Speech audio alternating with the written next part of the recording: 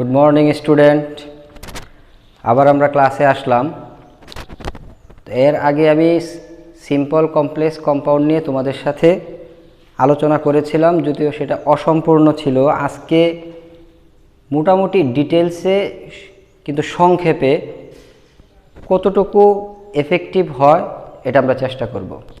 কিভাবে simple complex compound একটা থেকে আরেকটাতে পরিবর্তন করা যায় এবং একটা সিম্পল সেন্টেন্স, কমপ্লেক্স সেন্টেন্স এবং কম্পাউন্ড সেন্টেন্স চেনার জন্য যে সমস্ত ওয়ার্ডগুলা সেন্টেন্সের ভিতরে থাকে সহজেই আমরা বুঝতে পারি এবং সেই অনুযায়ী আমরা চেঞ্জ করতে পারি, সেই ওয়ার্ডগুলো আগে দেখব।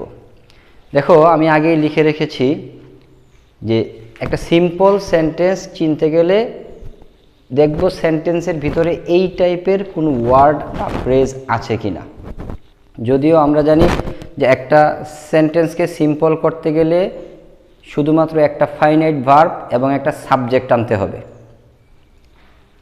যদি অনেক স্টুডেন্টই আছে যারা এটা সহজে ধরতে পারে না, বিশেষ করে সাধারণ স্টুডেন্ট যারা কম বোঝে বা ইংলিশের প্রতি যাদের আগ্রহটা কম থাকে, তাদের জন্য এইটা যে আমরা সিম্পল সেন্টেন্স ধরতে গেলে প্রথমেই যেগুলা দেখব যে সেন্টেন্সটার ভিতরে being, having, verb 1 plus ING, because of, despite বা ইনস্পাইট অফ, এরকম কোনো একটা ওয়ার্ড বা সেন্টেন্স যদি ওয়ার্ড বা ফ্রেজ যদি আমরা সেন্টেন্সের ভিতরে দেখি এবং সেই সেন্টেন্সে একটা মাত্র ফাইনাইট ভার্ব এবং একটা মাত্র সাবজেক্ট থাকে, তাহলে সেটা কি সিম্পল।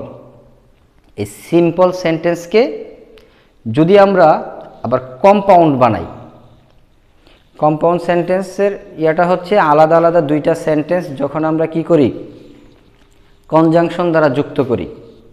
আলাদা আলাদা দুইটা পরিপূর্ণ সেন্টেন্সকে যখন কনজাংশন দ্বারা যুক্ত করা হয় তখন সেটা হচ্ছে কম্পাউন্ড সেন্টেন্স।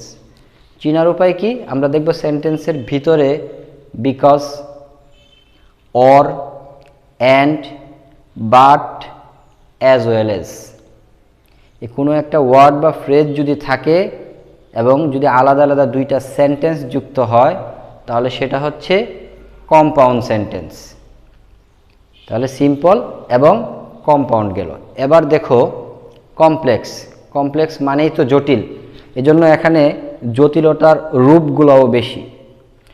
কোনো সেন্টেন্সের প্রথমে যদি দো, although, since, as, when, if, who, which, what, how, where, whom, why, that, so that, as soon as, no sooner had, not only but also, either or, neither nor, এই টাইপের আরও অনেক আছে। যদি এই ওয়ার্ডগুলা বা এই ফ্রেজগুলা থাকে তাহলে আমরা ধরে নিব এই সেন্টেন্সটা হচ্ছে কমপ্লেক্স সেন্টেন্স।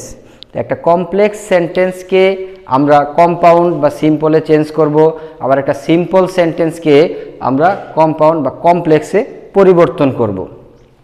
যদিও আমাদের গ্রামারের বইগুলোতে অনেক রুলস দেয়া থাকে, আমরা সহজে কিভাবে আলোচনা করা যায় সেটা দেখি। এর আগের ক্লাসে আমরা দো, অলদো, সিন্স, অ্যাজ, হোয়েন, তারপর ইফ যুক্ত অংশের যে কমপ্লেক্স সেন্টেন্সগুলো, এই সেন্টেন্সের পরিবর্তন দেখেছিলাম। আজকে আমরা অন্যগুলা দেখব যে সহজে কিভাবে সেই সেন্টেন্সগুলোকে আমরা একটা থেকে আরেকটায় পরিবর্তন করতে পারি। তো প্রথমে আগে আমরা চিনার জন্য কোন সেন্টেন্সে কি ওয়ার্ড থাকে সেটা আগে আমরা লিখে নিব। Complex, compound, simple. তো কমপ্লেক্স সেন্টেন্সে ধরো, যদিও আগে হয়েছিল, আমরা সো দ্যাটের রুলসটা আগে নেই। কোনো কমপ্লেক্স সেন্টেন্সে যদি সো মাঝখানে একটা অ্যাডজেক্টিভ থাকবে, তারপরে দ্যাট থাকবে। সো মাঝখানে একটা অ্যাডজেক্টিভ, তারপরে থাকবে দ্যাট যদি থাকে, তাহলে কম্পাউন্ড যখন করব, কম্পাউন্ডে আমরা এই সো এর পরিবর্তে বসাবো ভেরি। অ্যাডজেক্টিভ তার নিজের জায়গায় থাকবে, এরপর এই যে দ্যাট আছে, এই দ্যাটের পরিবর্তে আমরা বসাবো অ্যান্ড। তাহলে একটা কমপ্লেক্স সেন্টেন্স যেটাতে সো, তারপর অ্যাডজেক্টিভ থাকে, তারপর দ্যাট থাকে, ওইটাকে যদি আমরা কম্পাউন্ডে পরিবর্তন করতে চাই তাহলে শুধুমাত্র প্রথম সো এর পরিবর্তে আমরা বসাবো ভেরি। সো এর পরিবর্তে কি বসাবো? ভেরি। এবং দ্বিতীয় জায়গায় অ্যাডজেক্টিভের পরে যে দ্যাট আছে আমরা দ্যাটের পরিবর্তে বসাবো অ্যান্ড। এই অ্যান্ডটা দ্বারাই আমরা সেন্টেন্সটা যে কম্পাউন্ড সেটা বুঝতে পারবো। তাহলে সো এর পরিবর্তে ভেরি, দ্যাটের পরিবর্তে and. Clear? Okay. Then simple sentence. তাহলে কোনো কমপ্লেক্স এবং কম্পাউন্ডে যদি সো, ভেরি, দ্যাট, অ্যান্ড থাকে আর আমরা যদি ওই সেন্টেন্সটাকে সিম্পল করতে চাই তাহলে শুধুমাত্র দুইটা ওয়ার্ড এবং কিছু পরিবর্তন যেটা আসবে দেখো, প্রথমে আমরা নিয়ে আসব টু। কমপ্লেক্সে যদি সো থাকে, কম্পাউন্ডে যদি ভেরি থাকে, এর পরিবর্তে আমরা সিম্পল সেন্টেন্সে প্রথমেই বসাবো টু, অতিরিক্ত কিছু বোঝানো। তারপর অ্যাডজেক্টিভ তার নিজের জায়গায় থাকবে। পরবর্তী যে দ্যাট বা এন্ড আছে, কমপ্লেক্সে দ্যাট, কম্পাউন্ডে এন্ড, এইটার পরিবর্তে আমরা বসাবো ইনফিনিটিভ টু।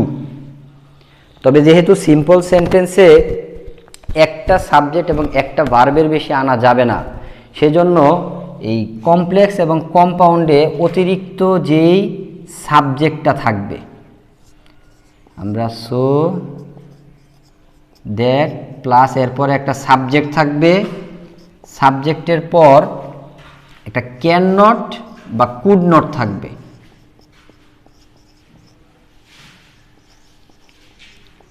এই টোটালটা বাদ দিব।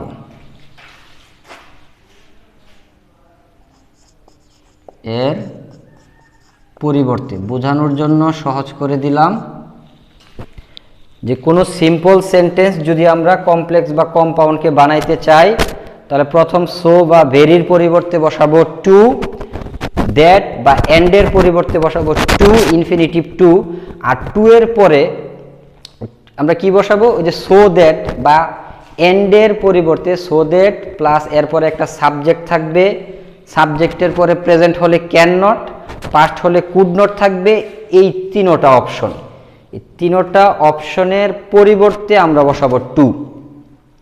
সিম্পল জিনিস।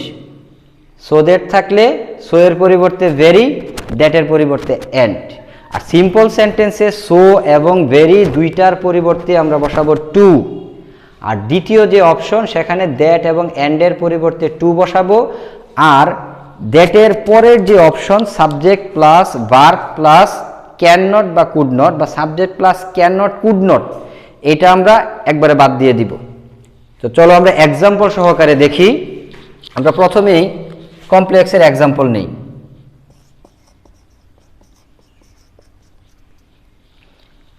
কমপ্লেক্সের এক্সাম্পল নিলাম, the boy is so weak that he cannot do the work. The boy is so weak. তাহলে এখানে আমাদের কমপ্লেক্সের চিহ্ন হচ্ছে সো এবং দ্যাট। এটাকে যদি আমরা কম্পাউন্ড করি তাহলে এই দুইটা ওয়ার্ডকে আমরা চেঞ্জ করব, এই দুইটা ওয়ার্ড পরিবর্তন করব। তাহলে the boy is so weak that he cannot do the work. চলো এটাকে এখন আমরা কম্পাউন্ড বানাই। তো কম্পাউন্ড বানাইতে গেলে কি বলছি, শুধু এই দুইটাতে পরিবর্তন আসবে। তার মানে সাবজেক্ট তার নিজের জায়গায় থাকবে, ভার্ব তার নিজের জায়গায় থাকবে। এখন এই যে সো, এই সোটাকে আমরা কি বানাবো? ভেরি। সো পরিবর্তিত হয়ে গেছে ভেরিতে। The boy is very, adjective তার নিজের জায়গায় থাকবে। তাহলে the boy is very weak. এরপর যে দ্যাট আছে, এই দ্যাটের পরিবর্তে আমরা লিখব কি? এন্ড। আগেই এখানে দিয়েছি কোনটার পরিবর্তে কি আনতে হবে। তাহলে দ্যাটের পরিবর্তে বসাইলাম এন্ড প্লাস বাকি অংশ তবে এন্ডের আগে এবং পরের সাবজেক্ট যদি একই ব্যক্তি বা বস্তু হয় দ্বিতীয়বার সাবজেক্ট উল্লেখ করার দরকার নেই, এটা optional. The boy is very weak and cannot do the work, এই সেন্টেন্সটা যদি পাস্ট টেন্সে হতো, এটা যদি হতো the boy was so weak, তাহলে আমরা এখানে লিখতাম কুড নট। প্রেজেন্টে ক্যান নট, পাস্টে could not. The boy is so weak that he can not do the work, তাহলে আমাদের পরিবর্তন এসেছে শুধু দ্য বয় ইজ, সো এর পরিবর্তে বসেছে ভেরি, উইকের জায়গায় উইক ঠিক আছে, দ্যাটের পরিবর্তে অ্যান্ড বাকি অংশ, ঠিক আছে। এরপর দেখো, এবার আমরা সিম্পল সেন্টেন্স করব। যে সেন্টেন্সে একটা মাত্র সাবজেক্ট এবং ফাইনাইট ভার্ব থাকে তাকে বলা হয় সিম্পল সেন্টেন্স। তার মানে ডাবল সাবজেক্ট ডাবল ভার্ব থাকলে আমাদের বাদ দিতে হবে। তাহলে এখানে কি বলেছি, ভেরি বা সো এর পরিবর্তে টু বসাবো, দ্যাট বা অ্যান্ডের পরিবর্তে টু বসাবো, এরপরে যে সাবজেক্ট এবং ক্যান নট থাকবে সেটা বাদ দিব। তাহলে বসাই the boy is a very, এখন পরিবর্তন করে দিব কিসে, too, so very too, serial maintain করেছে ভালো করে দেখো। দ্য বয় ইজ টু, অ্যাডজেক্টিভের কোনো পরিবর্তন হবে না, the boy is too weak. এবার এই দ্যাট বা এন্ডের পরিবর্তে আমাদের বসাতে হবে টু, এখানে টু লেখা আছে, আমরা ইনফিনিটিভ টু বসায় দিলাম, কিন্তু ব্র্যাকেটে কি দিয়েছি দেখো, যে সো দ্যাটের পরের যে সাবজেক্ট প্লাস ক্যান নট বা কুড নট থাকবে সেটাও বাদ দিতে হবে। তাহলে টু এর পরে আমরা কি করলাম, এখান থেকে এই যে সাবজেক্ট এবং ক্যান নট বাদ দিয়ে দিলাম, তাহলে শুধুমাত্র থাকে এখানে ডু দ্য ওয়ার্ক, বসিয়ে দিলাম টু এর পরে ডু দ্য ওয়ার্ক। তাহলে এখানে শুধুমাত্র এখন এটা হচ্ছে সাবজেক্ট, এটা হচ্ছে ভার্ব, সিম্পল সেন্টেন্স হয়ে গেছে। The boy is too weak to do the work, একটা সাবজেক্ট একটা ভার্ব হয়ে গেছে, একেবারে সিম্পল। কি বললাম, যে যদি কোনো কমপ্লেক্স সেন্টেন্সে সো দ্যাট, অর্থাৎ সো মাঝখানে একটা অ্যাডজেক্টিভ থাকবে, তারপর দ্যাট যদি থাকে, এটাকে যদি আমরা কম্পাউন্ড করতে চাই তাহলে প্রথম সো এর পরিবর্তে বসাবো ভেরি, দ্যাটের পরিবর্তে বসাবো অ্যান্ড, বাকি আর কোনো পরিবর্তন হবে না। তবে বলেছি যে অ্যান্ডের আগের এবং পরের সাবজেক্ট যদি একই ব্যক্তি হয় বা একই বস্তু হয় তাহলে দ্বিতীয়বার আর আমার সাবজেক্ট উল্লেখ করার কোনো প্রয়োজন নেই। 3 নম্বরে দেখো, এই সেন্টেন্সটাকে যদি আমি সিম্পল বানাতে চাই, সিম্পল সেন্টেন্স করতে চাই, তাহলে কি করব, আমরা প্রথম সো বা কম্পাউন্ডের ভেরি এর পরিবর্তে লিখব টু, এক্সেসিভ কোনো কিছু বোঝানোর জন্য আমরা এই টু শব্দটা ব্যবহার করি। অ্যাডজেক্টিভ তার নিজের জায়গায় থাকবে এবং এরপরে দ্যাট বা এন্ড এর পরিবর্তে আমরা বসাবো টু, ইনফিনিটিভ টু। আর আমরা জানি ইনফিনিটিভ টু এর পরে সবসময় মেইন ভার্ব বসাতে হয়, যে জন্য এখানে এন্ডের বা দ্যাটের পরের যে সাবজেক্ট এবং ক্যান নট বা পাস্টে কুড নট থাকবে সেটা বাদ দিয়ে দিতে হবে। তাহলে এই হচ্ছে সো দ্যাটের রুলস, ঠিক আছে। এবার চলো আমরা সহজ আরো একটা রুলস করে ফেলি। সিম্পল কমপ্লেক্স কম্পাউন্ড জিনিসটা আসলে কঠিন না, এখানে রুলস বেশি থাকার কারণে আমাদের স্টুডেন্টদের আগ্রহ থাকে না, তারা ইন্টারেস্টেড না, কারণ প্রচুর রুলস পড়তে হয়। কিভাবে সংক্ষেপে রুলস কম পড়ে কমপ্লেক্স সিম্পল সলভ করা যায়, আমার এই ক্লাসের চেষ্টা হচ্ছে সেখানেই।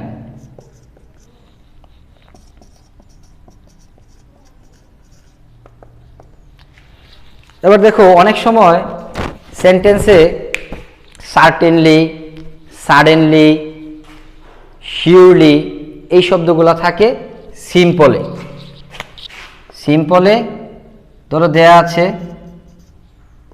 সার্টেনলি অথবা সাডেনলি অথবা শিওরলি, অর্থাৎ অ্যাডভার্ব দিয়ে সেন্টেন্সটা শুরু হয়, তারপর একটা মূল সেন্টেন্স বসে। যদি থাকে তাহলে কমপ্লেক্সে যেটা করবে একটু উল্টায়া করতেছি, দেখো কমপ্লেক্সে ধরো যে সেন্টেন্সে লেখা আছে সার্টেনলি, আমরা কমপ্লেক্সটা শুরু করব ইট ইজ সার্টেন দিয়ে, সার্টেন দ্যাট, প্লাস বাকি যে অংশটা থাকবে সেটা হুবহু বসায়া দিব, certainly it is certain that. তাহলে যদি সাডেনলি থাকে তাহলে কি বসাবো, it is suddenly that, very good, it is suddenly, it is sudden that, ঠিক আছে। তাহলে যদি শিওরলি থাকে ইট ইজ শিওর দ্যাট, লাস্টের লিটা বাদ দিয়ে দিবা, সার্টেনলি থেকে লি বাদ হয়ে ইট ইজ সার্টেন দ্যাট, সাডেনলি থেকে লি বাদ হয়ে গেছে ইট ইজ সাডেন দ্যাট। আবার যদি শিওরলি লিখি তাহলে কি হবে, it is sure that, good, it is sure that. তাহলে সিম্পল গেল, কমপ্লেক্স গেল, কম্পাউন্ডটা কি হবে, কম্পাউন্ডটা হচ্ছে সার্টেনলি, সাডেনলি, শিওরলির পরের যে অংশ অর্থাৎ মেইন যে ক্লজটা থাকবে, আমরা কম্পাউন্ড করার সময় কি করব, আগে মেইন ক্লজটা আগে নেব। আমি সহজভাবে দেই, পরের অংশটা আগে আসবে, আগের অংশটা পরে যাবে, এইভাবে লিখে দিই তোমাদের বোঝার জন্য। পরের অংশ আগে প্লাস মাঝখানে আমাদের কি করতে হবে, কম্পাউন্ড বানানোর জন্য একটা এন্ড বসাতে হবে। সিম্পলে বা কমপ্লেক্সে যে অংশটা পরে থাকবে অর্থাৎ মেইন ক্লজ থাকবে, এই মেইন ক্লজটাকে আমরা কি করব, আগে নিয়ে আসব, এরপর একটা এন্ড বসাবো, এটাকে কনজাংশন আনবো কম্পাউন্ড বানানোর জন্য। তারপর পরের যে অংশ আছে, আগের যে অংশ আছে এটাকে পরে নিয়ে যাব। বোঝানোর জন্য লিখলাম আগের অংশটি পরে। এক্সাম্পল দিলে জিনিসটা ক্লিয়ার হয়ে যাবে। চলো আমরা এক্সাম্পলে যাই। তো আগে আমরা সিম্পল থেকে শুরু করি, এটা আমরা চেঞ্জ করি, আগে সিম্পলের এক্সাম্পল লিখি। সিম্পল সার্টেন দিয়ে লিখি, দেখো certainly he will come, certainly he will come